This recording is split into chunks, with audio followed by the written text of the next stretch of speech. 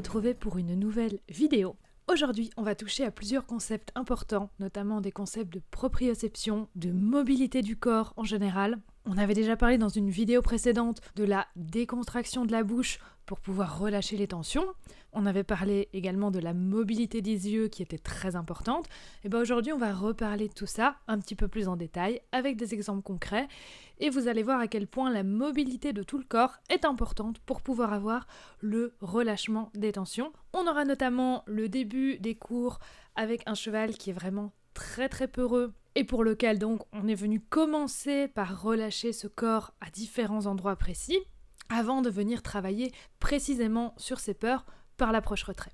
Et donc dans cette vidéo, vous aurez la première séance avec ce cheval et dans les vidéos suivantes, vous aurez probablement son suivi. En introduction, on va d'abord commencer avec Abantos et Caresse, où je vais vous montrer des petits exercices justement de proprioception qui permettent de venir donner cette mobilité au corps, cette précision au corps. Il y a beaucoup de gens qui me disent « moi je veux muscler mon cheval » et moi ce que je leur dis souvent, avant d'en venir à muscler le cheval, il faut avant tout avoir un cheval en équilibre stable. Parce que sans stabilité, la force se disperse et du coup, le corps compense et n'agit pas efficacement. Et donc c'est pour ça que c'est important d'avant tout penser aux muscles stabilisateurs avant de travailler les muscles plus en surface, qui vont permettre de maintenir l'intégrité du cheval, de travailler l'équilibre et d'avoir de la coordination. Et donc la coordination, pour moi, doit venir avant de venir chercher à muscler votre cheval. Et donc ça passe par des exercices plutôt dans la lenteur qui font à la fois travailler le mental et à la fois travailler le physique. Et donc une notion que j'aime beaucoup, ça je vous en avais déjà parlé, j'apprends beaucoup à mes chevaux à venir toucher des objets avec leur nez. Et ça, on va en reparler un petit peu plus loin dans la vidéo, ça permet vraiment de débloquer beaucoup de choses, de débloquer justement l'expression du nez, éventuellement l'expression de la bouche quand on vient prendre des objets, on va en reparler également. Mais c'est important, notamment allié à cette notion de proprioception, de venir apprendre au cheval à toucher des objets avec d'autres parties de son corps. Et cette notion de target qu'on a avec la balle à pousser qu'on vient mettre au bout d'un exercice, on peut l'avoir du coup avec d'autres parties du corps. Par exemple, un petit exemple ici avec Abantos, où je lui propose de venir toucher le drapeau avec ses antérieurs. Une fois à gauche, une fois à droite, c'est super fun. Et en plus, ça peut même être utile, si vous voulez apprendre le pas espagnol, vous pouvez le faire à partir de là. Plutôt que de le faire en session, en demandant à votre cheval de céder au stick, de céder à la main pour qu'il lève la jambe quand vous lui demandez, on peut le faire comme ça, en demandant à chaque antérieur de venir toucher le drapeau, comme Abantos le fait là, mais simplement en demandant à chaque fois d'allonger un petit peu plus la foulée. Et donc ça fait vraiment travailler la coordination, le cheval en autonomie, il réfléchit lui-même à la jambe qui doit aller toucher le drapeau, et donc il fait un geste beaucoup plus précis qu'au final quand on est en session. Et le pas espagnol, je le répète, c'est un super exercice pour faire un petit peu de stretching, pour venir étirer un petit peu les muscles, le dos. Donc ça, notamment en hiver, quand on fait pas grand-chose, c'est vraiment super à faire. Ça, Abantos adore. Je vous remets d'ailleurs encore quelques petites images montées. Ça, c'est vraiment quelque chose de super.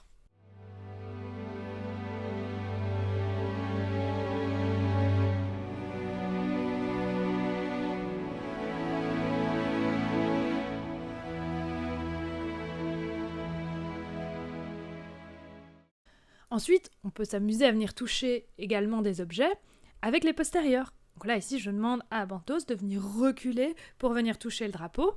Et donc ici, c'est recul et touche. Et il comprend bien que, l'action est réussie quand il touche le drapeau. Et ça, à la fois, c'est très amusant, ça met vraiment le cheval en confiance. Et au début, on peut commencer avec des choses plus petites qui font un petit peu moins peur, et après de venir avec des choses beaucoup plus impressionnantes, comme ici, ce drapeau qui vole dans le vent.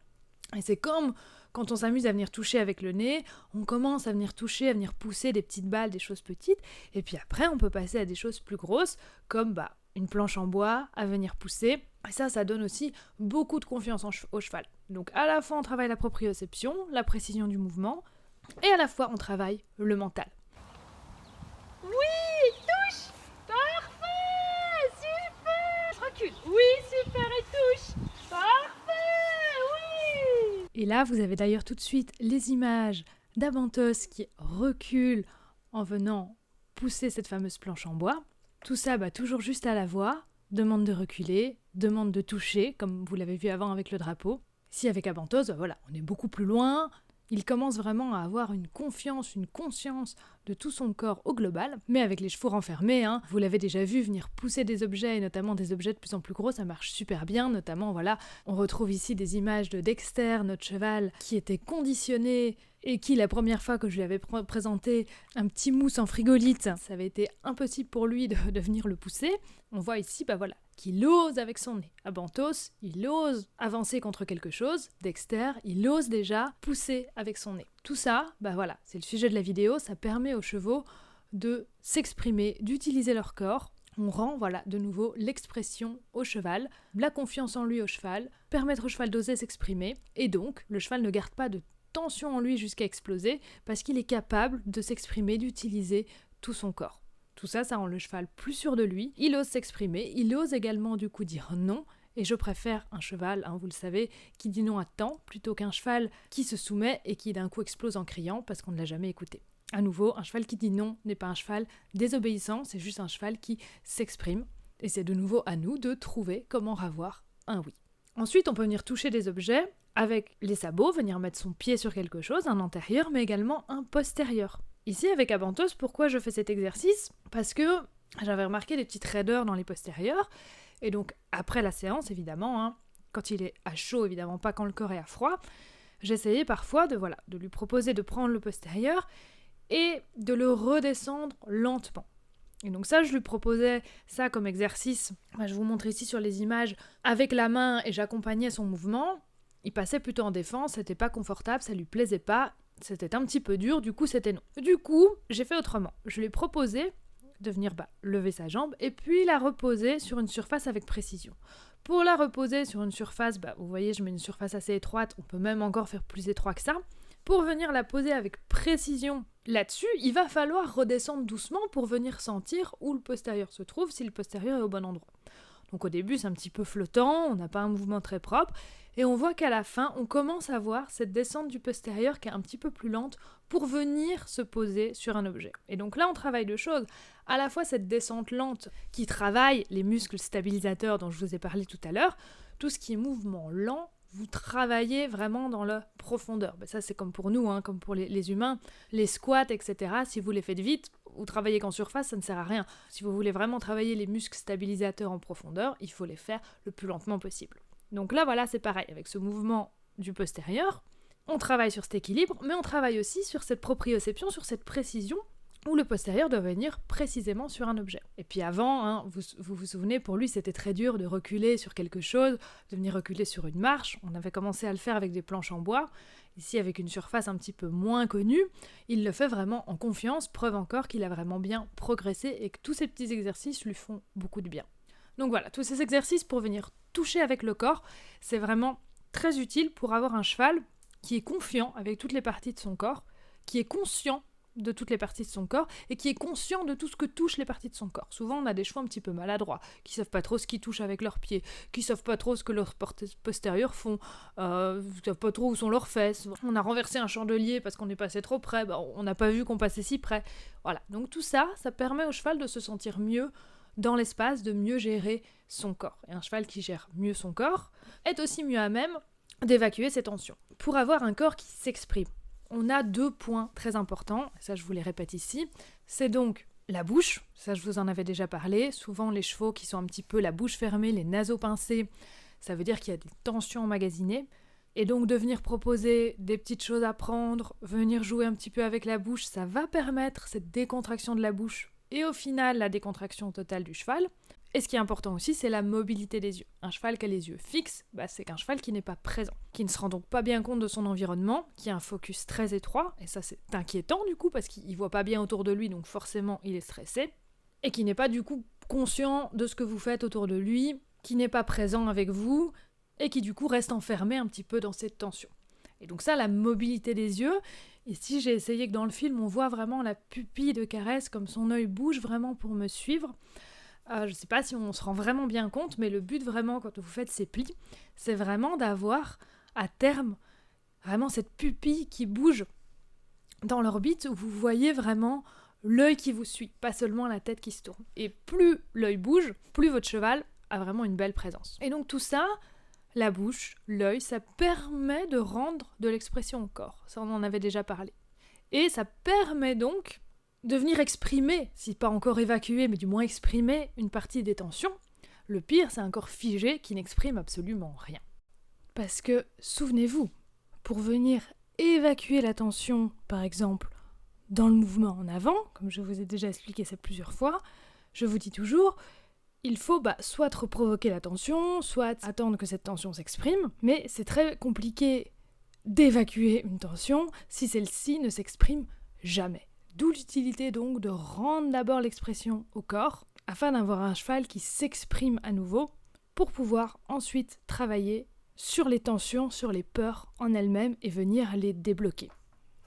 Et on va en venir tout de suite à ce que je vous expliquais tout à l'heure, donc le premier cours avec un nouveau cheval du nom de Gandalf, qui a énormément de peur. Pas tellement de peur des objets, mais de peur de l'humain. Un objet tout seul va pas lui faire peur, mais si l'humain le prend en main, là, il peut commencer à en avoir peur. C'est un cheval qui a 9 ans, qui a eu plusieurs débourrages, qui ont tous été un petit peu ratés. Méthode classique, apparemment beaucoup de fuites bloquées, notamment probablement qu'on a essayé de le monter carrément dans le box, vu que ça se passait peut-être pas très bien en carrière. Donc fuite bloquée, cheval qu'on a essayé de résigner, ça n'a pas marché parce qu'à chaque fois il partait en défense et il montait dans les tours au niveau du stress. Gros trauma au niveau du montoir, qui pareil, s'est mal passé. Fuite bloquée, cheval qui a fini par péter un câble et faire tomber sa cavalière. Grosse chute, grosse peur des deux côtés. Et au final, des professionnels qui ont conclu que c'était un cheval dangereux, exactement comme on avait conclu pour moi avec Domino. Donc ce cheval, la première chose que je vois, c'est un cheval qui a les muscles hyper tendus. Quand on approche un petit peu la main, on sent tous les muscles qui tremblent, toute la peau qui tremble. C'est vraiment impressionnant à sentir. Évidemment, voilà, je peux pas vous transmettre ça en vidéo, mais je vous le dis, on a vraiment de la tension de partout. La bouche crispée, les yeux, ils sont toujours fixés sur quelque chose qui l'inquiète au loin, mais ils sont pas avec nous. Donc avec Gandalf, qu'est-ce qu'on va devoir faire ? On va commencer par justement cette décontraction du nez, de la bouche, cette décontraction des yeux, ravoir un petit peu de mobilité à ce niveau-là, avant de venir réellement sur ses peurs, deux grosses peurs, le montoir, également l'abri, où dès qu'il est dedans avec un humain, il passe en stress, tout seul, avec les autres chevaux évidemment, ça va dans cet abri, mais c'est vraiment quand il se sent coincé dedans avec un humain. Donc, quand on va venir travailler là-dessus, une des premières choses à lui montrer, ce serait que la fuite n'est pas bloquée. Et donc vous allez voir qu'avec lui, je vais faire énormément de choses en liberté. Première chose qu'on note quand j'arrive, c'est qu'il veut pas aller vers le fond du pré. On voulait l'emmener un petit peu plus loin des copains et surtout dans un endroit plus sec pour pouvoir commencer le travail. Et là, tout de suite, dès que le propriétaire veut l'éloigner, le cheval s'arrête, tendu sur sa longe. Le propriétaire essaie de tirer sur la longe, je lui dis non, on arrête là. On va partir de sa zone de confort. Sa zone de confort, c'est à 5 mètres des copains. Et on va travailler à partir de là et on va venir agrandir cette zone. Et après, ce sera pareil pour le travail au niveau du montoir, pour le travail au niveau de l'abri. Je commence par la mobilité du regard. Donc mes fameux plis, je demande en suivi de main qu'il me suive avec le regard à gauche, à droite. C'est très compliqué, il me donne son regard 2 secondes, à peu près comme Tekoa au début, et tout de suite, il repasse en vigilance en avant. Donc avec lui, je vais faire ça de nombreuses fois tout au long du cours, je vais devoir scanner énormément l'environnement, lui montrer que je regarde avec lui et que je viens expirer. Au début, il ne note pas vraiment, mais petit à petit, vous allez voir que ça va faire son effet. Ici, voilà, je vais à son rythme, je me contente de très petits plis au début, je demande pas mal de baisser la tête aussi, ça il fait un petit peu plus facilement, je viens souffler en même temps pour lui montrer que je recherche vraiment cet apaisement. Là, il commence à trouver ça un petit peu intéressant. Et je commence à avoir un petit peu ce regard qui commence à me suivre.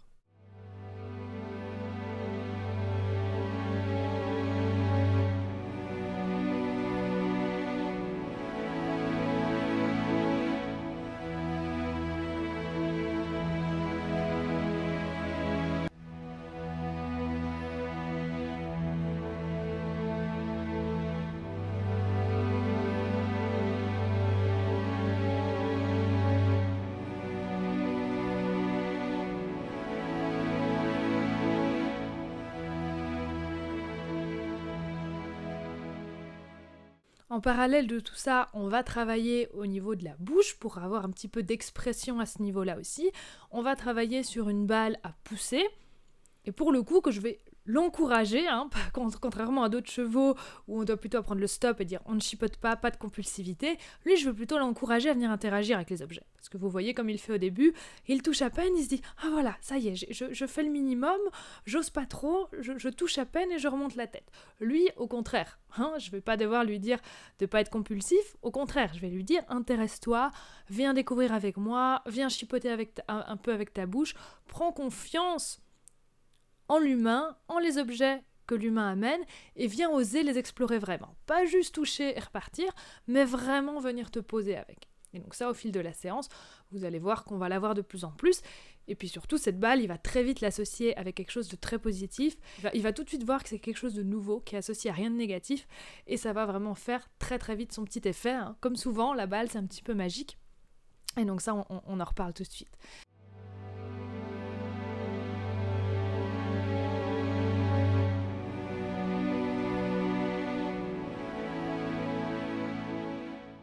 Ce que je fais aussi, hein, comme je vous dis souvent le premier cours, je regarde où sont les limites du cheval, au niveau de l'humain, au niveau des objets, au niveau de l'environnement, au niveau aussi du contact physique. Le contact physique, c'est un petit peu compliqué. Pas trop de confiance en l'humain. Et ça, on a toujours trop tendance à partir du principe, je vous l'ai déjà dit plein de fois, que le contact physique, c'est une évidence. Le cheval doit se laisser toucher. Eh ben non, le contact physique, mais c'est un petit peu comme avec l'humain. Toucher l'autre, c'est rentrer dans l'espace personnel de l'autre. Et pour ça, c'est un petit peu un cadeau quand le cheval nous laisse au final rentrer dans cet espace. C'est vraiment une preuve de confiance. Et donc c'est pour ça que je négocie toujours ceci. Et vous voyez qu'ici, je pars comme d'habitude. Dès que j'ai un petit peu de tension, je recule, je reviens décontracter, je repropose et je teste un petit peu où sont les limites. Et je ne viens absolument pas forcer ce toucher. Le toucher doit toujours se faire dans le consentement. Parce qu'en soi, souvent chez la plupart des chevaux, le contact physique n'est pas si difficile que ça. Vous allez le voir avec Gandalf, on va l'avoir au final assez bien. Ce qui est difficile pour le cheval, c'est le contact sans consentement. Une fois que le cheval voit que vous attendez son consentement et que vous respectez son nom, bizarrement, il accepte beaucoup plus facilement de se faire toucher. Et ça, il ne faut pas hésiter. Le contact physique, c'est un choix. Et tout le temps. C'est pas parce que le cheval a dit oui 10 fois qu'il va dire oui la 11e fois. Et qu'un jour il peut vous dire non, parce qu'il est mouillé, parce qu'il a plu, parce que du coup c'est pas agréable, parce qu'il fait froid. Et avec Caresse, ça m'arrive que des fois elles me disent non, aujourd'hui j'ai pas envie d'être brossée. Et qu'est-ce que je fais ? Je fais des petits massages dans des zones qu'elle apprécie et je viens pas sur les zones où elle a pas envie d'être touchée. Parce que c'est pas une preuve de non-respect de sa part de me dire non, mais c'est une preuve de non-respect de ma part si je viens forcer ce contact dans ces zones-là. Oui, le contact physique, ça doit être un choix sans cesse renouvelé. Et ça implique d'être vraiment présent avec son cheval, d'être vraiment là, pour ensuite pouvoir lui montrer que le contact peut apporter de la douceur, du soutenant, comme ici avec Gandalf, petit à petit je vais en arriver au toucher calmant. Au début il se demande un petit peu, puis après il comprend que le toucher peut lui apporter du calme. Et donc là il commence à se laisser un petit peu plus aller. Et vous voyez, comme je vous ai toujours dit, je pars toujours du contact en partant du nez. Et vous voyez que c'est beaucoup plus facile quand le contact part comme ça du nez pour venir toucher ensuite l'encolure que quand je viens directement vers l'encolure. Et de nouveau, on part toujours de la zone de confort. Si pour le toucher, la zone de confort c'est à 10 mètres de lui, c'est à 10 mètres de lui. Aujourd'hui, c'était pas le cas, mais voilà, c'est juste pour bien vous faire comprendre ça. Et ce que je fais ici, un point très important aussi pour venir relâcher justement des tensions dans le corps, c'est les oreilles. Les oreilles, vous savez que Caresse, je lui masse beaucoup les oreilles, vous avez déjà vu beaucoup dans les vidéos. Et les oreilles, il y a énormément de terminaisons nerveuses dessus. C'est un endroit vraiment fantastique pour venir avoir des relâchements. En médecine chinoise, elles sont reliées à l'élément eau et au méridien du rein et de la vessie. Donc l'eau, c'est l'énergie de l'hiver, de la profondeur, de la vitalité, de la capacité à s'adapter. Donc masser et faire bouger les oreilles, ça permet de relâcher les tensions, d'apaiser le mental, de stimuler un petit peu l'énergie à l'intérieur du corps qui est des fois un petit peu down en hiver. Et comme je vous ai dit, c'est une zone très innervée avec beaucoup de terminaisons nerveuses et c'est lié au système parasympathique qui est le mode repos et digestion. Et donc vous voyez que je propose à la fois des massages et à la fois des rotations des oreilles. Ça c'est un petit massage T-touch, on vient tourner les oreilles et puis tirer légèrement et tirer un petit peu l'oreille. C'est évidemment le cheval qui donne son oreille, c'est pas vous qui tirez.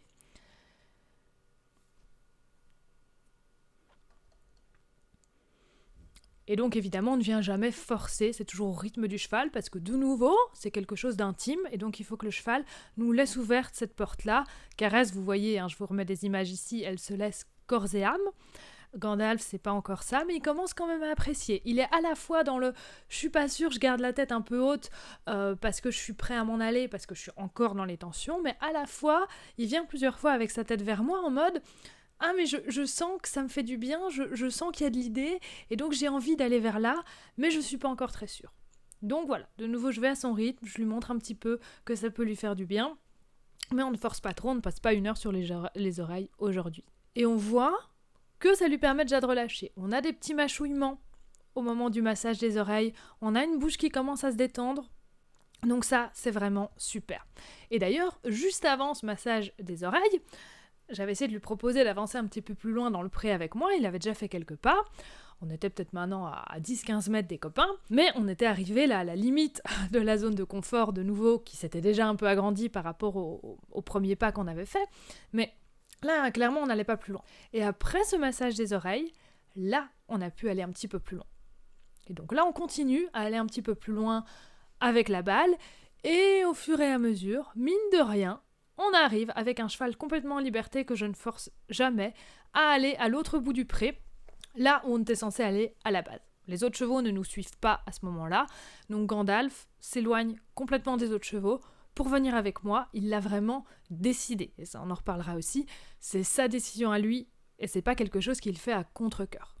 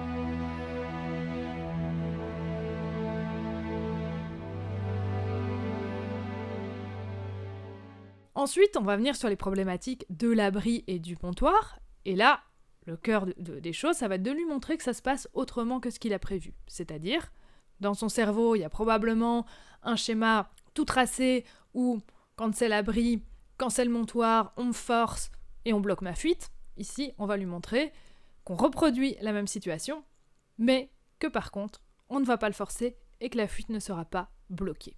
Donc toujours cette idée, on va avancer jusqu'à la limite de la zone de confort. Dès qu'on a des tensions, on va venir reculer. Avec l'abri, ça se passe très très bien. On avance comme ça, ensemble, jusqu'à l'abri, en liberté.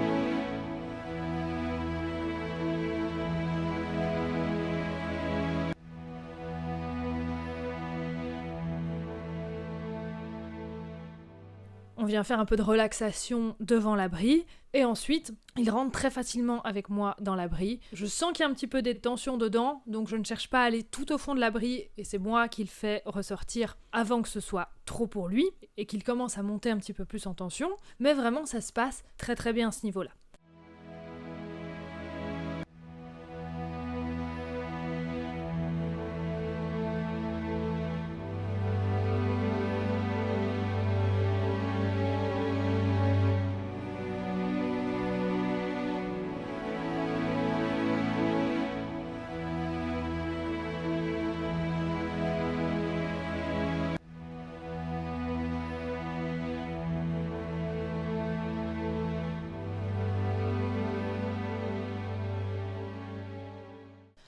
Ensuite, on va venir un petit peu voir le montoir.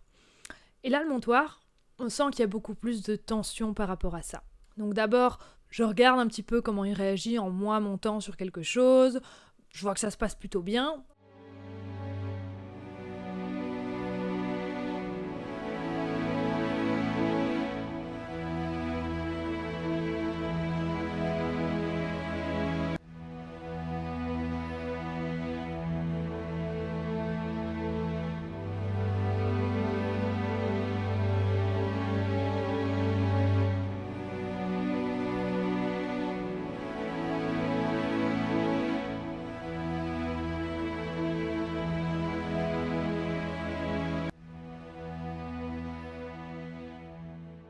On inclut assez vite la propriétaire parce qu'au final, le but c'est que ce soit elle qui monte dessus, c'est que le travail se fasse avec elle. Et donc je décide de l'inclure dès cette étape-là pour faire ceci. Et donc pareil, on avance vers le montoir, ça se passe bien, mais dès qu'on est dans la position de côté, c'est-à-dire que il est parallèle au montoir et pas face au montoir, il est dans la position typiquement pour se faire monter, là clairement on voit le trauma qui revient un petit peu, il est pas à l'aise. Donc on recule à chaque fois, on recule, on revient dans le confort, on revient décontracté, on ramène le système nerveux au vert. Et quand on revient un petit peu, je le laisse toujours tourner large s'il a besoin de tourner large autour du montoir, pour ensuite petit à petit venir se rapprocher. Mais je ne le force pas à venir tout près. C'est lui qui va venir quand cette zone proche du montoir sera devenue une zone de confort. Et vous verrez que ça va venir beaucoup plus vite que prévu. Au début de la séance, souvenez-vous, je vous avais dit qu'il avait des tremblements physiques au niveau des muscles, au niveau de la peau. Et regardez maintenant à quel point il est détendu alors qu'on aborde des sujets difficiles. Parce que je lui donne envie de venir faire ces choses avec moi et que je deviens confortable pour lui parce que je suis utile pour lui. Parce que je viens le rassurer et que je scanne l'environnement. Regardez, quand il me suivait en liberté jusqu'à l'abri, en plusieurs fois j'ai scanné l'environnement pour lui montrer que je surveillais, pour lui montrer que j'étais justement un bon référent qui surveille un petit peu partout. Et c'est ça souvent qu'il ramenait à moi, il se disait bon, elle a quand même l'air de savoir ce qu'elle fait, elle a quand même l'air de bien surveiller, je suis en sécurité avec elle. Je me rends intéressante par ce scan de l'environnement, je lui donne envie parce que j'ai ce petit jeu en plus avec moi, qui est la balle, et du coup je n'ai jamais besoin de le forcer à venir. À la fin, vous voyez aussi que dès qu'il se fige sur quelque chose qui l'inquiète au loin, je regarde, et dès que je regarde, il change de focus également dès que je viens expirer. Et on commence comme ça à synchroniser nos focus. À la fin, il est beaucoup plus longtemps avec moi. Au début, vous l'avez vu dans les images, il tenait 2 secondes le regard. À la fin, c'est vraiment des minutes et des minutes entières. Et il est beaucoup moins sur l'extérieur. Signe que voilà, je suis devenue son référent. Et le but, c'est qu'après, on fasse pareil avec la propriétaire. Mais il faut déjà qu'on vienne évacuer tous les traumas par rapport à certains gros points noirs. Souvenez-vous, dans une des vidéos précédentes, je vous disais que les scientifiques avaient constaté que les chevaux, quand il y a quelque chose qui les inquiète, ils regardent à la fois le référent et ce qui les inquiète, et si le référent change de focus, ils vont changer de focus avec lui. Si le référent dit c'est bon, c'est rien, le cheval repasse dans son activité, repasse dans le calme. Ça, c'est vraiment à la base de tout.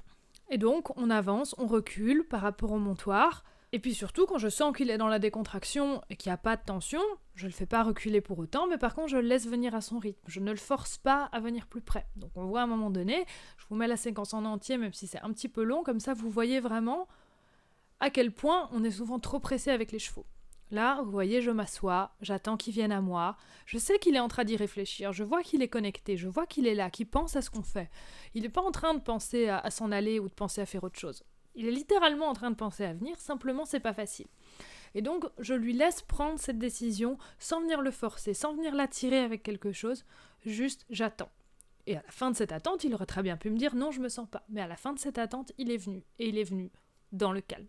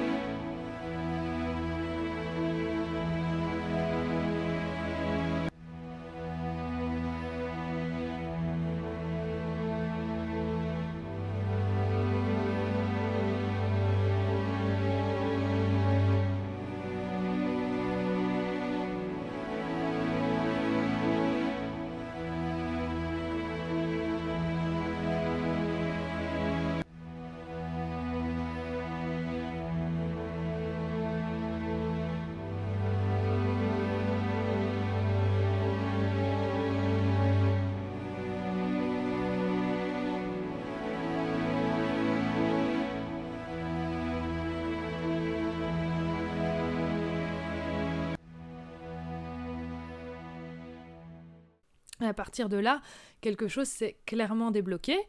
Après cette séance, il est venu énormément bâiller, énormément relâcher toutes ces tensions au niveau du montoir. Et donc ça veut vraiment dire, le fait qu'il ait relâché toutes ces tensions en étant proche du montoir, ça veut vraiment dire qu'on a travaillé en profondeur sur ces traumas-là et qu'il vient profondément les relâcher. Quand on regarde le travail là, que vous voyez dans les vidéos, on pourrait se dire, le cheval, on n'a pas l'impression qu'il fait grand-chose. Il vient, il marche, il pousse une balle, bon voilà. Il n'y a pas justement de grands mouvements, comme je vous le dis souvent, il n'y a pas de grands mouvements de défense, etc. Ben oui, parce que justement, on reste toujours dans le vert. On pousse jamais le cheval au-delà de sa limite, mais la preuve que le cheval a quand même énormément travaillé, c'est le fait qu'il bâille comme ça, à ce niveau-là, au montoir. Ça prouve, comme je vous l'ai dit, qu'il relâche des tensions traumatiques par rapport à cette problématique du montoir. Et donc là, ici, on a déjà une belle avancée. On va pouvoir ensuite associer le contact physique que vous avez vu, j'ai fait un petit peu précédemment sur le dos, venir l'associer avec le montoir, et petit à petit, avancer vers la monte. Et c'est quelque chose qu'on va faire toujours à son rythme, toujours venir reculer s'il y a des tensions. Ça sera toujours un choix, c'est lui qui va venir près du montoir, c'est lui qui va dire quand il est prêt, et on ne va pas le bloquer. Et avec Abantos, il avait eu aussi un traumatisme au niveau du montoir, suite à des douleurs physiques, et j'avais travaillé ceci avec lui, et maintenant j'ai plus jamais eu aucun problème. On a vraiment complètement défait les associations négatives qu'il avait fait, elles ont été complètement effacées, on a mis du positif à la place, et maintenant regardez au montoir comment ça se passe, un cheval qui vient, un cheval qui est profondément détendu. De nouveau, je ne veux pas apprendre à Gandalf ou à Abantos à ne pas bouger au montoir. Je veux qu'ils aiment ce moment et qu'ils soient profondément détendus pendant ce moment-là. Et là, avec Gandalf, on fait exactement pareil. On va effacer les anciennes émotions négatives et on va venir mettre du positif à la place. Et ici, on a déjà une très très belle avancée. La propriétaire me disait que c'est très rare en plus que Gandalf fasse vite confiance à quelqu'un d'extérieur. En général, il est très peureux. Me suivre comme il l'a fait en liberté, elle n'avait encore jamais vu avec personne. Donc voilà, je suis vraiment très très contente de cette première séance. Et donc ici, avec Gandalf, on a réussi à le garder dans ce zéro tension, à venir évacuer à mesure à chaque fois qu'il y avait un petit souci par rapport à ses traumas. Mais c'est possible que des fois, on ait des plus grosses tensions, ça pourra arriver dans les séances à venir. Et c'est déjà arrivé avec des chevaux, comme vous l'avez vu, Kilian, Lartos ou Kali, qui devenaient un petit peu agressifs, et qui n'avait pas de petits signes de tension avant de devenir agressif, qui passait très très vite dans l'agressivité. Ici, c'est pas de cas Gandalf. On voit cette nuque qui monte, ce regard qui se fige. On a vraiment le temps de venir vider les tensions. Et on n'a pas ce problème de grosse agressivité d'un coup. Mais si un jour ça arrivait, on passerait, comme avec Kilian, comme avec Kali, par un petit peu de complétion. Donc venir amener la fuite à complétion et venir surtout amener le cheval à évacuer ses tensions dans le mouvement, dans le trot. Je vous remets un petit exemple ici avec Kali. On provoquait la tension liée au contact physique qui tout de suite provoquait une énorme réaction. Et tout de suite derrière, je lui disais, plutôt que de venir sur moi, va évacuer cette tension à distance, dans le pas, voire dans le trot. Je donne un nouveau chemin à cette tension pour venir l'évacuer. dans la distance. Et ensuite après, on peut passer par cette posture d'évaluation, ce contact olfactif et repasser en détente. Donc ça, c'est quelque chose qu'on aura peut-être besoin de faire un jour, peut-être pas, mais ce qui est vraiment toujours important, c'est que dans tous les cas, de ne jamais venir bloquer cette fuite. Et ça, quand on a des chevaux un petit peu plus agressifs, comme on avait vu même avec Sarabi, avec Kali, avec Kilian, il y a cette idée d'aller évacuer la tension à distance, mais quand on est face à un cheval qui a des tensions comme ça, l'idée c'est toujours de quitter le cheval avant la défense, pour montrer que le cheval n'a pas besoin justement de crier. Avec des chevaux un petit peu plus agressifs, comme on avait eu Kilian, Kali, Sarabi, qui venaient un peu plus se décharger sur l'humain, là je devais leur remontrer que la défense n'était pas la bonne, que c'était pas l'attaque qu'il fallait prendre, mais plutôt la fuite. Là c'est un problème qu'on n'a pas avec Gandalf. Mais donc, avec ces chevaux-là, je venais vraiment leur montrer le chemin d'évacuer à distance. Évidemment, j'essayais un maximum de mettre fin à l'interaction avec le cheval avant que le cheval y mette fin et passe en agressivité. Et donc, vous l'aviez vu avec tous ces chevaux-là également, dès que je sens la tension monter un petit peu, je me recule, exactement comme on a fait là avec Gandalf, pour montrer au cheval qu'il n'a pas besoin d'attaquer, qu'il n'a pas besoin de crier, qu'on s'en va avant.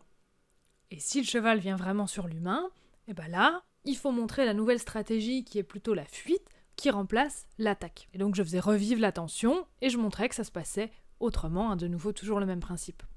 Après, de nouveau, on s'adapte à chaque cheval. Avec l'Arthos, c'était encore un petit peu différent, parce qu'avec lui, on avait une mise en avant bloquée au bout d'un certain point, parce qu'il y avait des problèmes physiques. Donc avec lui, on a travaillé un petit peu différemment. Lui, il faut lui donner envie du mouvement, un travail un petit peu différent, c'est-à-dire que lui, je suis vraiment dans « on va se reculer », avant que les défenses se déclenchent. Et donc quand il a des défenses un petit peu plus fortes, ce qui est très important ici, ça je vous l'avais déjà dit également, oui on va venir reculer, mais si on a un cheval qui a tendance un petit peu à venir sur l'humain quand il passe en défense, si on peut pas lui montrer tout de suite cette porte ouverte vers la fuite parce que le mouvement en avant est inconfortable physiquement, on vient stabiliser le cheval avant de reculer.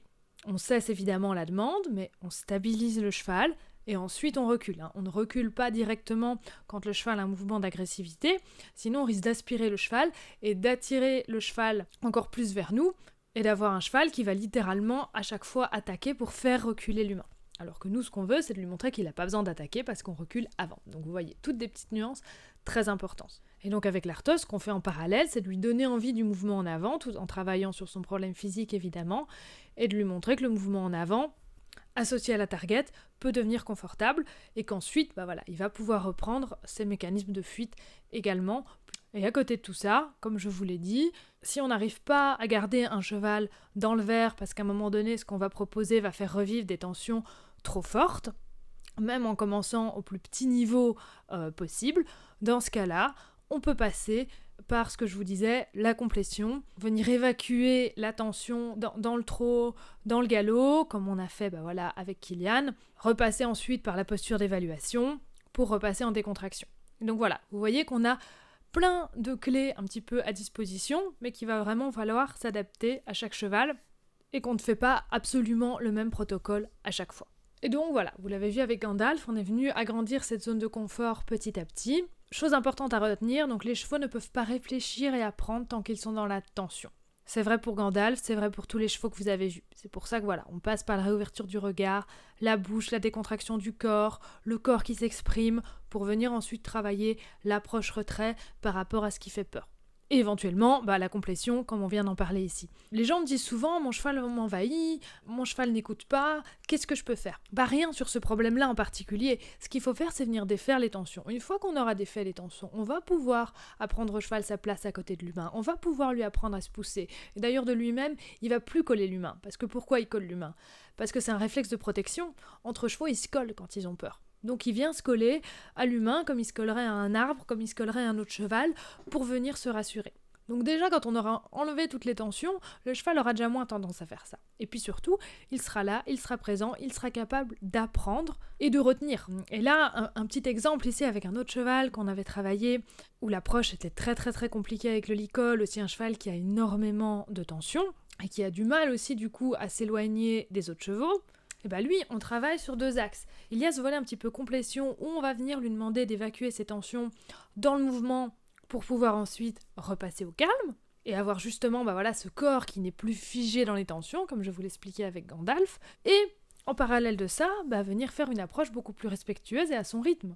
Donc c'est-à-dire que l'approche au pré, comme je vous l'ai déjà dit beaucoup, on approche en zigzag. Dès que le cheval commence à lever la tête, à regarder l'humain, on s'arrête. On attend que le cheval se réapaise et se remette à brouter pour réavancer. On y va par paliers, on expire à chaque fois.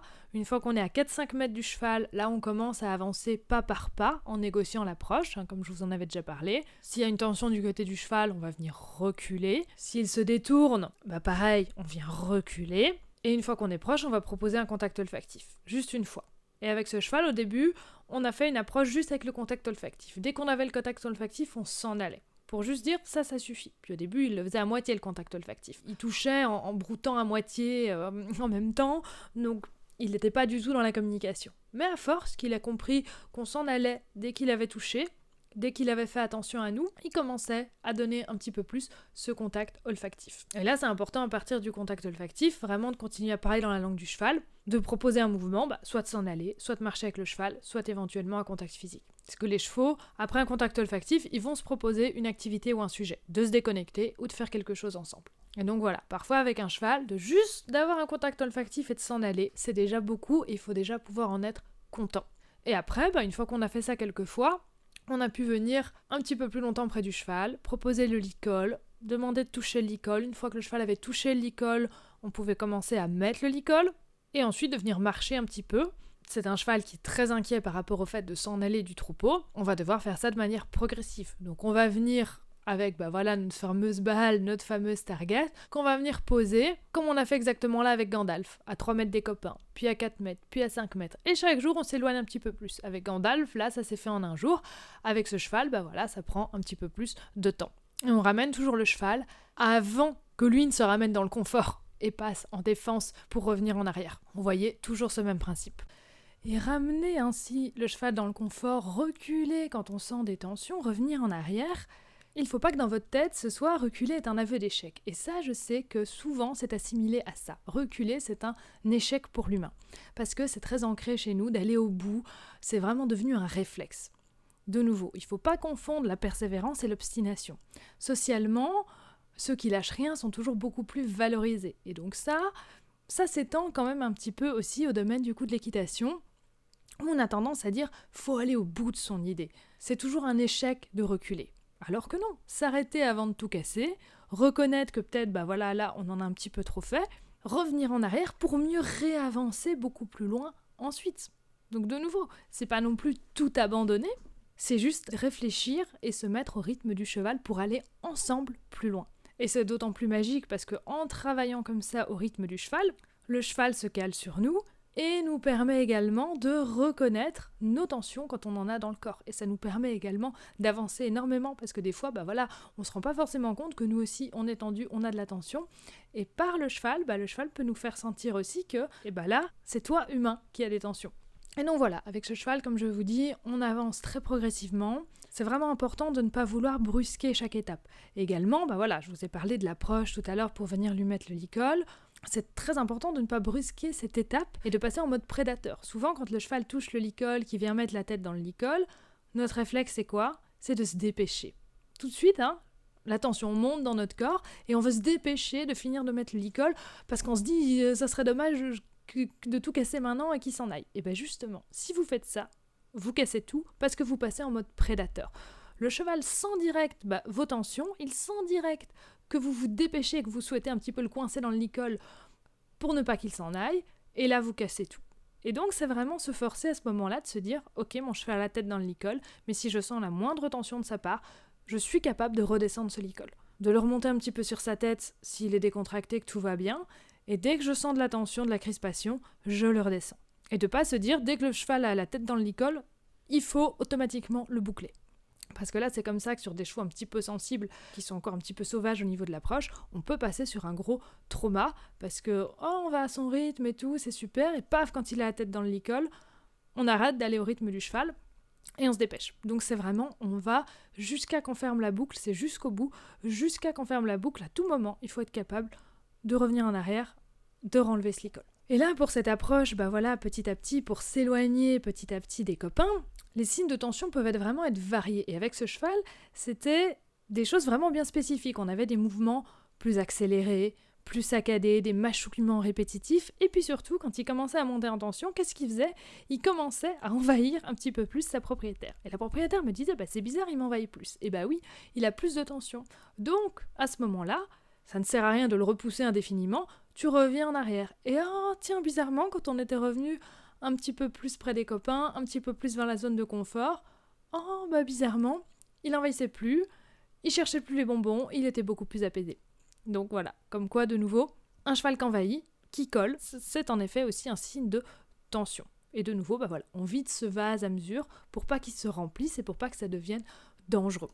Il y a aussi la possibilité, si le cheval, quand on le stabilise, toujours avec notre limite, quand on revient en arrière, faire redescendre les tensions, et si même à ce moment-là, quand on revient en arrière, on a un cheval qui est encore un petit peu en agressivité, passer ses tensions sur l'humain, de nouveau, il y a toujours cette possibilité de demander au cheval d'aller évacuer ses tensions à distance en lui montrant que la fuite est ouverte, et lui demander de s'en aller loin de nous pour aller passer ses tensions ailleurs. Ça, c'est toujours possible également.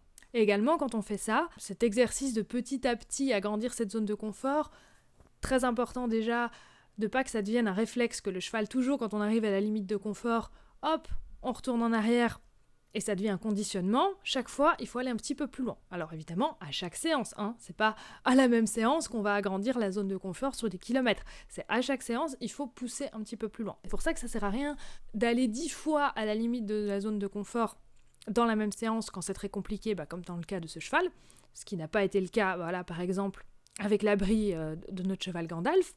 Mais voilà, avec un cheval où on sent qu'il y a vraiment une hard limite, une zone de confort qui s'arrête vraiment net à un endroit, il va falloir de nouveau être patient pour pouvoir avancer à chaque séance et ne pas venir buter pendant 1 heure à la même limite. Il faut laisser le temps au système nerveux de digérer tout ça, à la mémoire de se reconsolider 48 heures et ensuite y revenir pour pouvoir aller plus loin. Et quand on fait ça, toujours, moi je commence en liberté, vous l'avez vu avec Gandalf, on fait ça en liberté pour que le cheval à tout moment puisse également s'en aller.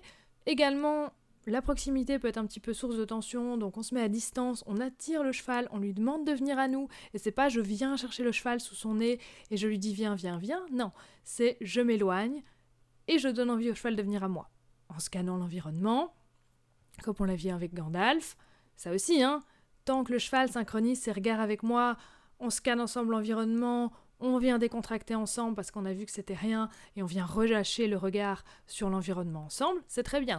Si le cheval se synchronise de moins en moins avec notre regard et qu'il est de plus en plus figé sur l'environnement, il ne fait plus attention à notre scanning, là aussi signe de tension, c'est qu'il est temps de revenir en arrière. Voilà, de nouveau.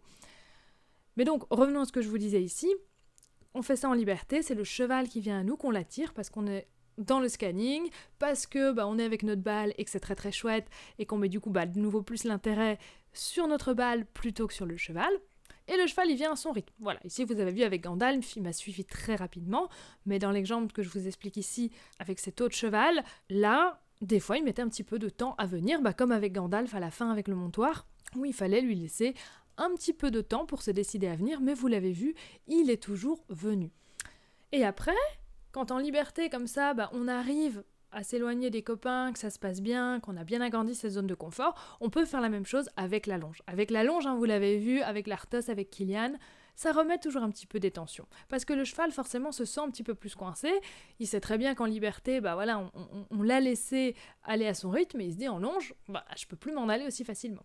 Donc là, c'est très important d'être d'autant plus juste et de ramener le cheval en arrière dans le confort, au premier signe de tension. Parce que là, on risque d'autant plus une explosion parce qu'on est en longe, et c'est très important de montrer au cheval que c'est exactement comme en liberté. Comme je faisais avec Kilian, avec l'Arthos, montrer qu'on recule de la même manière, montrer que la proximité n'est pas obligée, que le cheval peut s'éloigner également, il a du mou sur la longe, que nous aussi on s'éloigne quand on sent que notre présence donne de la tension. Voilà, tout ça c'est très important. Et également, quand on travaille cet éloignement progressif, avec Gandalf, de nouveau, ça a été assez rapide, mais parfois ça peut être plus long, et là c'est important de ne pas faire que ça. Par exemple, on travaille l'éloignement des copains auprès, tout en travaillant cet éloignement, de temps en temps, on revient à un endroit dans la zone de confort pour venir faire un petit peu des explorations. On va disposer des jeux, des planches à pousser, une bâche, une bascule, plein de choses à découvrir pour montrer au cheval qu'il peut compter sur nous, puis surtout que c'est très très chouette parce qu'on partage des choses, qu'on interagit ensemble et qu'on ne fait pas systématiquement toujours la même chose. De nouveau, de la target, de la balle à pousser, le cheval s'en lasse très rarement. J'ai jamais vu un seul cheval s'en lasser, même quand on ne récompense plus. Mes chevaux, ils adorent toujours autant ça parce que c'est la première chose qu'on met en place. C'est vraiment le jeu qui devient un petit peu rassurant, qui permet de passer au-delà des peurs, qui est vraiment quelque chose qui est un petit peu comme un ancrage, qui est toujours là et qui est surtout très fun parce qu'on met beaucoup de joie. Donc le cheval ne s'en lasse jamais, sauf si nous, de notre côté, on met plus de joie. Parce que nous, on se dit, ça fait 10 fois qu'il pousse la balle, c'est chiant. En général, c'est l'humain qui s'en lasse, c'est pas le cheval. Tant que nous, on est dans la joie, comme au premier jour, le cheval, il aimera ça toujours autant. C'est une petite manipulation d'objets très très simple qui, je peux vous garantir, les amusera vraiment systématiquement. Alors après, il y a des chevaux qui sont moins dans l'idée de pousser, qui préfèrent prendre des choses. Comme Avantos, lui par exemple, son petit objet target, c'est pas quelque chose à pousser, c'est plutôt quelque chose à prendre. Mais ça de nouveau, son jeu, il ne s'en lasse absolument pas. Une fois qu'ils ont leur target, leur jeu, voilà, vous pouvez le garder en petit endroit rassurant, ça marche vraiment super bien. Et ça peut nous aider d'agrandir les zones de confort, comme ce que je vous explique ici. Et donc voilà, quand on fait ce travail qui peut être parfois un peu plus long, tout en travaillant l'éloignement, en faisant nos allers-retours petit à petit, on vient également en parallèle pendant la séance faire des petites approches, des petites découvertes, des interactions autour d'objets pour venir justement enrichir la séance et ne pas être obnubilé absolument par cet éloignement. De nouveau, le but n'est pas de faire au cheval, mais de préparer le mental du cheval pour qu'il fasse de lui-même avec envie. On amène le cheval à faire. Vous l'avez très bien vu avec Gandalf. Et ça, je pense que c'est un très bon résumé de ma méthode, amener le cheval à faire. Parce qu'un cheval qui obéit par peur, parce qu'il se sent obligé, ça revient un petit peu au même, c'est un cheval qui n'apprend pas, qui n'adhère pas, qui se protège en se soumettant ou en se figeant, mais c'est pas du tout du respect, ça serait même plutôt de la survie. Et donc c'est pour ça que moi vous voyez comment je procède, je veux toujours que le cheval soit émotionnellement dans le vert, que je sois utile pour lui, je scanne l'environnement. Et faire ainsi, c'est pas du tout ne pas mettre de cadre au cheval, c'est simplement venir réduire un maximum le stress pour avoir un cheval présent, tout en respectant le consentement et avoir de la coopération et pas de la soumission. Et c'est pour ça que moi je travaille toujours avec le suivi de main, pas avec une longe tenue courte qui vient bloquer justement les mouvements, qui vient empêcher l'expression du corps et du coup venir enregistrer des tensions dans le corps. Quand on a une longe tenue trop courte, on empêche souvent tout ce qui est signaux d'apaisement ou micro-signaux de tension de s'exprimer pleinement. Par exemple, un secouement de tête. Et du coup, qu'est-ce qu'on force ? On force le cheval à rentrer en lui, à se résigner ou à finalement exploser et à parler plus fort pour se faire entendre. Et plus les chevaux sont loin dans leur stress, plus, comme vous le voyez, on ne peut pas travailler directement sur le stress, mais on doit d'abord rendre de l'expression au corps, quitte à avoir après un cheval qui s'exprime un petit peu trop, mais il vaut mieux un cheval qui s'exprime parce que à partir d'un cheval qui ne s'exprime pas, on ne peut pas travailler, parce que c'est un cheval qui n'envoie plus de signaux, qui ne dit pas comment il est, et qui finit par exploser sans avoir rien dit avant. Donc l'expression, c'est un peu le corps de cette vidéo, que je vous ai dit, les yeux, la bouche, le corps, venir faire bouger le corps pour récupérer l'expression, c'est vraiment au centre de tout. Par exemple, avec Dexter, qui était toujours en train d'être baladé au bout de sa longe, vous vous souvenez, notre petit cheval très renfermé, qu'on n'imaginait pas un jour pouvoir avoir avec une longe détendue. Tellement on l'avait privé d'expression, et quand on lâchait la longe, simplement il ne faisait rien. Il attendait, et il ne bougeait pas un pouce. Regardez maintenant ces progrès phénoménaux, comme il va à distance tout seul se porter pour faire ses exercices, qu'on commence à avoir en extérieur la marche aux hanches. Là, j'aurais pas cru l'avoir avec lui un jour, c'est quelque chose que Caresse aime beaucoup, mais Dexter, qui est un cheval plutôt qui se cachait derrière l'humain, regardez maintenant comme on a un cheval qui marche devant. Et un cheval qui n'avait aucune envie de la mise en avant, souvenez-vous, les premières séances, il fallait 1 heure pour avoir un pas en avant, juste au pas, regardez maintenant, on a un cheval qui trotte avec envie. Et de nouveau, c'est pas un cheval où j'ai mis du stick derrière pour qu'il trotte, c'est vraiment un cheval auquel j'ai donné envie de me suivre dans le trot. C'est un cheval qui est beaucoup plus présent. Sa fameuse balle à pousser qu'il aime beaucoup, il la regarde de très très loin. Il est présent dans son regard, il regarde ce qu'on fait, il regarde l'humain. Et donc ça, c'est vraiment un cheval qui a changé du tout au tout. Et ça, pour être évidemment intéressant pour le cheval aussi, on l'a vu avec Gandalf, c'est très important d'être profondément dans cet instant présent, dans ce relâchement complet. Et ça, ce que je dis souvent aux gens qui ont un petit peu du mal justement à lâcher prise, c'est plutôt que de se demander qu'est-ce que je dois faire. Demandez-vous à quoi mon cheval pense. Essayez de lire un maximum le cheval, parce qu'une fois qu'on lit le cheval, la réponse sur ce qu'on doit faire devient un petit peu évidente et n'a même plus besoin au final de passer par la case cerveau. Et puis l'essentiel surtout, c'est de communiquer. Exactement comme avec les humains. Ce qui compte, c'est de dire quelque chose qui fasse sens dans la discussion dans laquelle on est. C'est pas de savoir, avant d'entrer dans cette discussion, ce qu'on va dire. On parle avec quelqu'un, on sait pas avant ce qu'on va dire. C'est une fois dans la discussion que ça coule. Et souvent, on a des chevaux qui se déconnectent, qui vont brouter, etc. Parce que la discussion qu'on leur propose ne les intéresse pas ou ne fait pas de sens. Et donc le cheval, il repart tout seul dans ses affaires. Et donc plus on lit le cheval justement, plus on est sur le sujet du cheval, plus le cheval reste avec nous. Regardez avec Gandalf. D'avoir scanné l'environnement, ça l'a vraiment scotché avec moi. De lui proposer un petit jeu et d'amener du positif et de venir amener de la rassurance, un contact rassurant, un jeu rassurant, une présente rassurance, c'est venu adresser son sujet principal qui est « je suis inquiet tout le temps ». Et donc j'étais juste dans la discussion. Je cherchais pas absolument à lui faire faire des choses. Après, vous voyez, on a travaillé sur le montoir, etc. Mais avant tout, j'essayais d'entrer en discussion avec lui. Et pour comme ça, lire le cheval sans être sans cesse en train de cérébraliser, parce que sinon ça coupe, si on analyse, si on cérébralise tout le temps, ça coupe complètement au final de la discussion, c'est toujours essayer de ressentir plus. Par exemple, se dire, je vais faire un truc tout simple, je vais juste m'asseoir à côté du cheval et je vais essayer de sentir son humeur. Est-ce qu'il est agacé, tendu, calme? Comment est le physique? Comment il pose ses jambes? Est-ce que les muscles sont tendus? Est-ce que la queue bouge? Et comment est la respiration? Et ça va vous aider à vous poser vraiment sur le cheval et plus sur vous et sur vos questions. Et puis, notez tout cela. Notez toutes ces observations sans chercher à les interpréter tout de suite. Juste on s'en imprègne et on y garde quelque part dans notre tête. C'est vraiment l'idée de vider son esprit et de ne l'occuper qu'avec ce qu'il y a autour.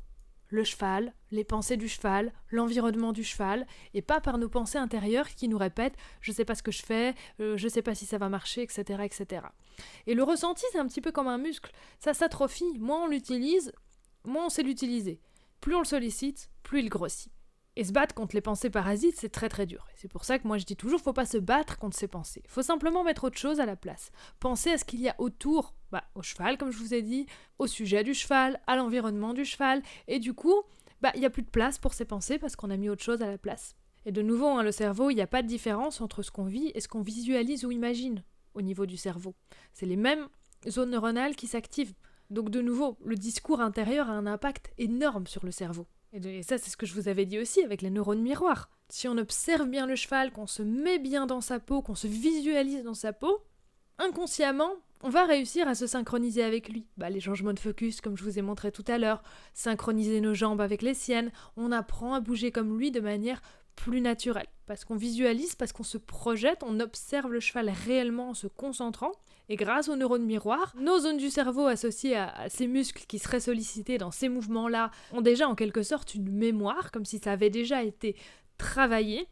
Et donc du coup, c'est beaucoup plus simple ensuite de reproduire cela. Et de se mettre avec le cheval. Et du coup, de faire sens pour le cheval. Parce que de nouveau, je vous dis toujours, je veux le consentement du cheval, mais je ne veux pas que ça, je veux aussi sa volonté. Je veux que le cheval ait la volonté de faire avec moi. Je veux pas juste qu'il soit, oui, je suis d'accord de faire, mais je veux qu'il ait très envie de faire avec moi. Pour qu'il mette toute sa force dans l'exercice, et pas juste une partie, parce que là, du coup, on a un cheval qui reste à moitié lourd, il fait oui, mais bon, je te donne que 50%. Je veux un cheval qui me donne 100%. Et ça, c'est vrai que le travail à la voix, ça permet vraiment au cheval de l'emmener avec nous dans l'émotion. Et c'est pareil avec l'humain, avec mes élèves. Je disais, le cheval, je ne veux pas le faire faire. Les humains, c'est pareil. Je ne veux pas vous faire faire les choses. Je veux vous amener à faire grâce au ressenti dont on vient de parler. Et ce ressenti, j'en parle également même dans les séances savoir-être, où là, je travaille carrément avec des gens qui ne sont pas du tout dans le monde des chevaux, mais qui veulent simplement travailler plutôt sur eux. Et le lâcher-prise, c'est vrai que c'est un thème qui revient souvent. Et c'est très utile de le travailler avec les chevaux, parce que les chevaux, si on n'est pas dans le lâcher-prise, ils vont pas vous répondre, ils vont pas être dans la discussion, et se rendre compte que quand on ouvre la porte du lâcher-prise, on ouvre la porte du dialogue avec les chevaux. Et donc c'est super intéressant de sentir quand on est dans le bon grâce aux chevaux. Et donc voilà, à la fois l'humain comme le cheval doivent être profondément dans le ressenti positif, parce que le cheval, il apprend profondément grâce aux émotions. Ça, je vous avais déjà dit également. Les connaissances sur la théorie de l'apprentissage du cheval sont souvent mal comprises. Tout ce qui est renforcement négatif, positif, on met souvent des connotations morales derrière alors que ça n'a pas lieu d'être. L'apprentissage avec le cheval est influencé par tout ce qui est contexte, cohérence des interventions humaines et surtout état émotionnel du cheval. Il y a un lien réel entre émotion et apprentissage. Et ça, vous avez déjà pu le voir, que le cheval ne retient pas toutes les tâches de la même manière. Il y a certaines tâches, vous l'avez fait une fois, ça a été appris en une fois, et d'autres, ça fait 10 fois que vous les répétez, c'est toujours pas retenu. Pourquoi ? Eh bien, c'est souvent à cause de l'émotion. Si c'est une émotion très positive que vous avez associée à ça, que vous avez été super content à ce moment-là, bah votre cheval, il va vous le ressortir. Souvent à Bantos, quand je lui apprends des choses où je suis super contente, il me le ressort après très très vite. Et certaines choses où on met moins de joie, où on trouve ça un petit peu plus normal, et bah le cheval, bizarrement, il apprend moins vite. Donc, un cheval qui fait un comportement après que vous ayez commencé un apprentissage, et que vous dites, ah bah voilà, ça y est, il a compris, bah pas forcément, ça dépend l'émotion qu'il y est associée. S'il se dit, bah c'est bien, j'ai envie de le refaire, ou c'est pas bien, je vais plutôt l'oublier. Est-ce qu'il va réussir à le généraliser à d'autres contextes ? C'est pas sûr non plus. Ça veut pas dire non plus que l'apprentissage est consolidé, hein. Souvenez-vous, si c'est lié à une émotion positive et que c'est bien appris, il faut 48 heures pour la consolidation de la mémoire. Voilà, par exemple, Caresse, qui s'est souvenu qu'une seule fois, il y avait beaucoup de boue dans le pré, j'avais ouvert le pré sur un autre côté, et puis on s'était amusé à passer une petite butte ensemble, et ça avait vraiment été très très fun de faire ça. Eh bien, quand on est revenu dans le même contexte, beaucoup de boue, quelques mois plus tard, elle m'a reproposé de passer exactement à cet endroit-là. Alors que toutes les autres fois, quand il n'y avait pas de boue, elle n'a jamais proposé de passer par là. C'est une chose qui a été faite qu'une fois, mais qui a été très bien consolidée, parce que ça a été très utile pour elle, et en plus associé à de la joie. On voit que voilà, quand vous faites des apprentissages, il ne suffit pas d'agir sur le comportement, et que le cheval y réponde à un bouton, il faut agir sur l'émotion, s'assurer que le cheval soit déjà dans un état vert, détendu, capable d'apprendre, et surtout qu'il associe cela à des émotions positives. Par exemple, à Bantos, reculer sur des objets, il avait beaucoup de mal, comme je vous disais tout à l'heure, mais il avait également beaucoup de mal à reculer, à se mettre dos à un passage étroit pour venir reculer ensuite. Regardez ici, je vous remets des petits extraits, c'est quelque chose qui l'a toujours un petit peu inquiété, et donc comment je procède de nouveau, sans jamais venir bloquer la fuite. C'est vraiment comme avec Gandalf. Je montre à Bantos que ça se passe autrement que dans le schéma négatif qu'il a en tête. Donc je reproduis la situation qui l'inquiète dos à un passage étroit et je lui fais vivre autrement. En lui permettant justement la fuite, on va permettre toujours à la fuite ou à d'autres mécanismes biologiques, on va en parler un petit peu plus loin de ça, d'aller à complétion. Donc ce qui se passe, c'est que je le mets dans la position qui l'inquiète, je le rassure, je le félicite quand il est dans cette position, et ensuite, je ne l'empêche jamais de partir devant. C'est-à-dire que je le laisse partir par devant, je le laisse s'en aller de l'exercice. Parce que ce qui l'inquiète quand il s'arrête dos à un passage étroit, c'est qu'on va justement le forcer à reculer jusqu'à qu'il rentre éventuellement dans les plots et qu'il fasse ça un petit peu sur le stress. Donc moi je lui dis, la situation où tu es dos au plot comme ça ne se passe pas comme prévu, la fuite va à complétion, tu peux t'en aller. Donc je rends la fuite disponible. Il s'en va 2-3 fois. Ici sur l'exemple que je vous donne, c'est pas du tout les premières séances où on a fait ça, donc voilà, il était déjà beaucoup plus calme à ce moment-là, mais les premières fois, il pouvait s'en aller un petit peu au trop. Et ce que je fais ensuite, une fois que j'ai le calme à cet endroit des plots et que j'ai le calme profond, pourquoi j'ai le calme profond ? Parce qu'il a vu que la fuite n'était pas bloquée. Donc il est complètement rassuré. Donc ce sujet-là est vidé. Il y a autre chose maintenant dans son cerveau. Il n'y a plus quand je suis dos au plot, aïe, ça va mal se passer. Il y a, je suis dos au plot, il se passe rien. Au final, je peux m'en aller ou je peux très bien rester là. C'est pareil. Et si je reste là, en plus, j'ai des bonbons. Donc c'est plutôt sympa. Donc il suffit pas de mettre le cheval dos au plot et de dire je te donne des bonbons, c'est chouette. Non, il faut d'abord lui montrer qu'il peut s'en aller, s'il en a besoin. Et ensuite, de venir renforcer cette position avec des bonbons. Et donc une fois que ce mauvais souvenir est littéralement effacé de la mémoire, on peut venir mettre autre chose. Et donc là, de nouveau, pour pas remettre un nouveau trauma, on va de manière progressive. On avance, on recule, on avance, on recule. Vous l'aviez déjà vu dans d'autres vidéos également. Et pour finir, on arrive à l'exercice final de dos au plot, dans le calme, et venir reculer de lui-même dans les plots sans s'inquiéter. Et je laisse toujours la porte ouverte jusqu'à avoir se reculer. Et vous voyez, je ne le force jamais, au contraire, je lui laisse la porte ouverte vers la fuite qu'il prend au début. Et vous comprenez que c'est même obligatoire de faire ça, que si je ne fais pas ça, j'ai un cheval qui va toujours reculer en stress, qui va le faire si on l'oblige, mais qui ne sera jamais confortable avec ça. Et regardez comment on procède ainsi, en laissant la fuite ouverte, à quel point, quand il recule, il le fait vraiment avec consentement, mais surtout avec volonté. Et vous voyez que tout est lié, l'émotionnel, lié également avec ce qu'on a vu tout à l'heure, les massages des oreilles, autres petits massages du corps éventuellement, on a des liens avec le shiatsu, voilà. On est vraiment dans une compréhension globale du corps et des émotions. Vous l'aviez vu également avec l'Arthos dans la vidéo, je venais travailler sur le rein pour venir vider un petit peu des tensions à ce niveau-là, en début de séance. On voit que vraiment, tout est lié, le corps, l'émotion, et on passe par différentes zones pour venir relâcher à la fois l'émotionnel et le physique. Avec caresse également, je passe toujours par des massages avant mes séances, alors c'est des massages un petit peu plus globaux, c'est pas aussi spécifique que ce que je vous ai montré là. Mais elle, ce que j'aime beaucoup faire, c'est au niveau du dos, où elle est parfois un petit peu tendue. Je vous avais déjà montré plusieurs techniques. Là, c'est une parmi tant d'autres. Donc, on vient vraiment étirer les fascias en prenant vraiment une zone entre nos deux mains et venant l'étirer vers l'extérieur avec une légère pression qu'on maintient.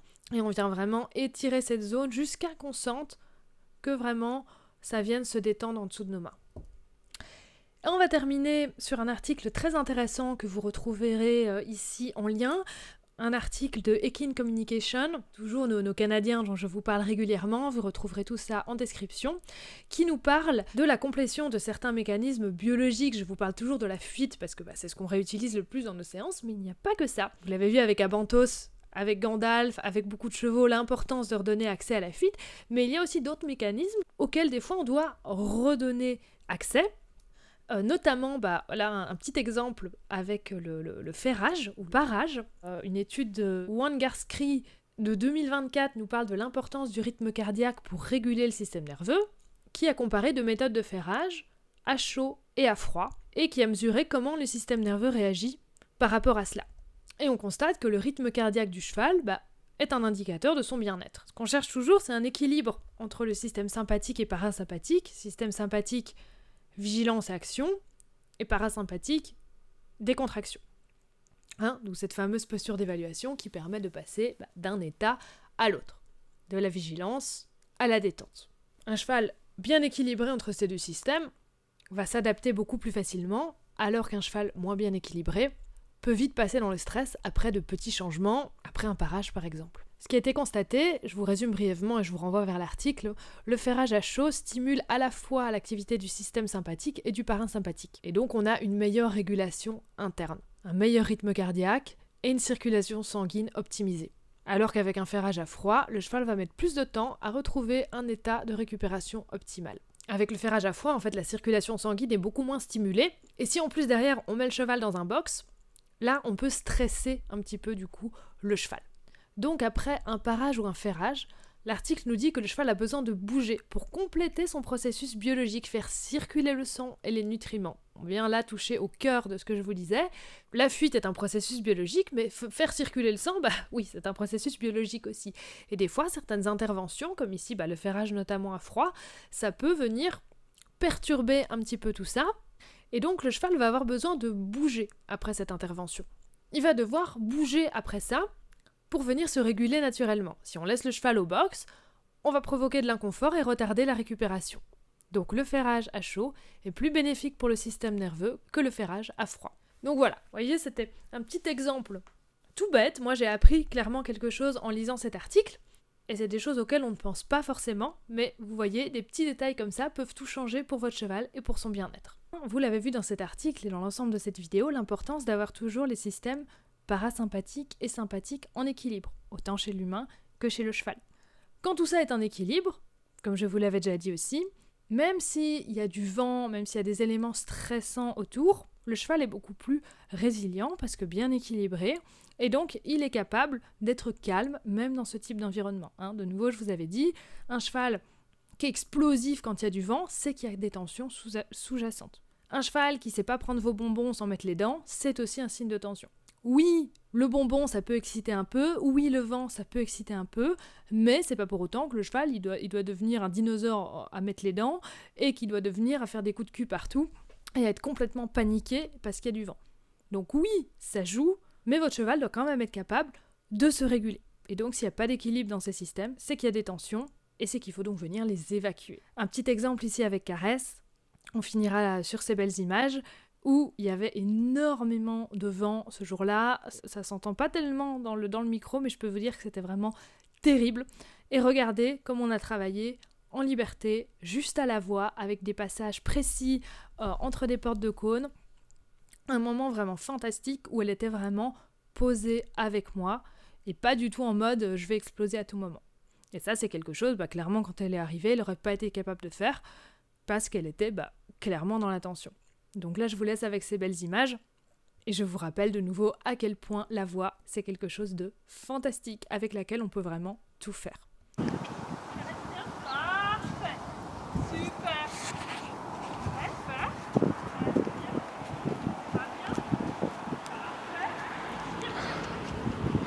Parfait. Super. Tout va bien. Parfait, ma caresse, et viens. Parfait, tu l'as bien. Parfait, ma caresse. Super. Et viens. Parfait, ma caresse. Super, ça. Très bien. Et là. Parfait. Oui. Bien.